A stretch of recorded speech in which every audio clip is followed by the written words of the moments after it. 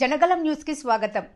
ముఖ్య అతిథి మన ఎమ్మెల్యే గుమ్మనూరు జయరామన్న గారికి, అలాగే మన గుంతకల్ ఇన్ఛార్జ్ నారాయణ సమన్న గారికి, ఈ వేదిక మీద పెద్దలందరికీ నా యొక్క నమస్కారాలు. అలాగే పాత్రికేయులందరికీ కూడా ప్రత్యేక ధన్యవాదాలు. ఈరోజు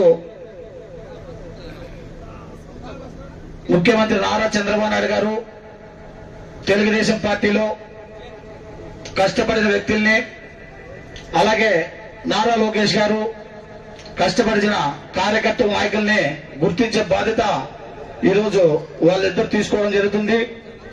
అలాగే కాన్స్టిట్యున్సీలో కష్టపడిన నాయకుల్ని, కార్యకర్తల్ని, నాయకుల్ని ఎమ్మెల్యే గారు గుర్తించి ఆదిస్థాన్ని పంపిస్తే వాళ్ళని పరిశీలన చేసి ఈరోజు ఆదిస్థానము వాళ్ళకి పదవులు ఇవ్వడం జరుగుతుంది.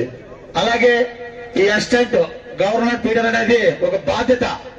అంటే తెలుగుదేశం పార్టీ నాయకుల్ని, కార్యకర్తల్ని కాపాడే బాధ్యత అతని మీద ఉంటుంది. కాబట్టి అతను ఆ బాధ్యత తప్పకుండా తెలుగుదేశం పార్టీ నాయకుల్ని, కార్యకర్తల్ని పోలీస్ స్టేషన్లు అయితేనేమి వీళ్ళందరినీ కాపాడే బాధ్యత ఉంటుందని తెలియజేసుకుంటూ ఈ అవకాశం ఇచ్చిన నాయకులందరికీ ప్రత్యేక ధన్యవాదాలు తీసుకుంటూ సెలవు తీసుకుంటున్నాం.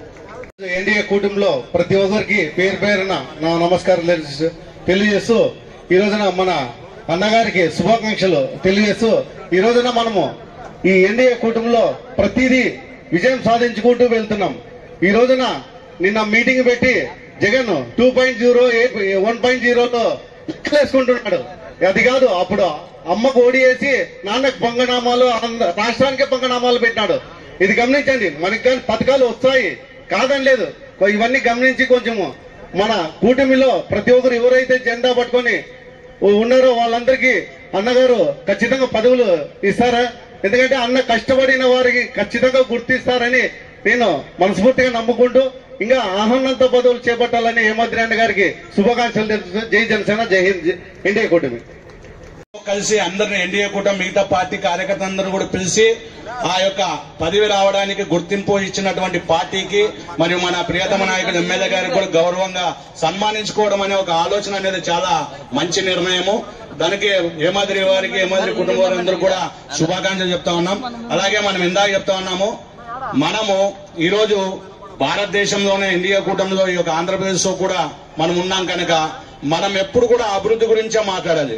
ఎందుకంటే చెడిపోయిన వాళ్ళు బాగున్న వాళ్ళ పైన రాజేయడం అనేది సహజం. చాలా మంది ప్రెస్ మీట్ పెట్టి తొడలు మీసాలు కొడతా ఉంటారు.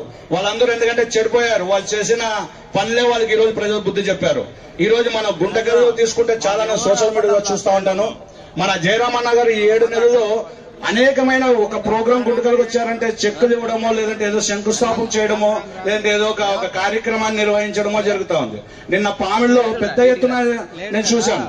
కాకపోతే అవన్నీ కూడా మనం ఫోకస్ చేయాలి. మన సోషల్ మీడియాలో మేము అన్ని కూడా చేస్తున్నాం అనేది వాళ్ళు ప్రెసెన్స్ కాదు. మనకి ప్రెసెన్స్ రావాలంటే విమర్శ మనం పడాలి. విమర్శించే వాళ్ళకి పని పాట ఉండదు. ఎందుకంటే వాళ్ళకి అధికారం కోల్పోయారు, చేసిన దుర్మార్గం అటువంటిది. అందుకే నరేంద్ర మోడీ గారు అంటారు, నన్ను ఎంతమంది స్థాపించి ఎంతమంది తిడితే నేను అంత ఆయుష్ పోసుకొని ఇంకా ఉత్సాహంగా పనిచేస్తానని. అదే కోవకు చెందిన వాడే మన నారా చంద్రబాబు నాయుడు కూడా. అలాగే జయరామన్నకు కూడా నేను బాగా ముందు నుండి అబ్జర్వ్ చేశాను. ఎవరు ఎన్ని చెప్పినప్పటికీ అన్నా సరే అంటాడు. ఈ గుంటకల్లో ఉన్న నాయకులు, గుంటకల్లో ఉన్న ప్రతిపక్ష నాయకులు అందరూ కూడా అవగాహన చేసుకున్నారు ఎవరు ఎలాగా ఏది అని. ఎవరికి ఎప్పుడు ఏం చేయాలో, ఎవరికి ఏం సమాధానం చెప్పాలో పక్కా తెలిసినటువంటి నాయకత్వం కలిగినటువంటి మన జయరామన్న గారు ఉన్నారు మనకు. మనమందరూ కూడా ఎన్డీఏ కూటమిలో ప్రజలకు సేవ చేయాలి, ప్రజలకు పథకాలను అందించాలి. మన అభివృద్ధి, మన పార్టీ అభివృద్ధి గురించే మనం మాట్లాడాలని తెలియజేస్తూ ఈ యొక్క హేమాద్రి గారికి ఒక పదవి రావడం, పదవికి న్యాయం చేయాలని మనస్ఫూర్తిగా కోరుకుంటూ ఆ హేమాద్రి వారి కుటుంబానికి కూడా భారతీయ జనతా పార్టీ తరఫున శుభాకాంక్షలు తెలియజేస్తున్నాం. భారత్ మాతాకు జై.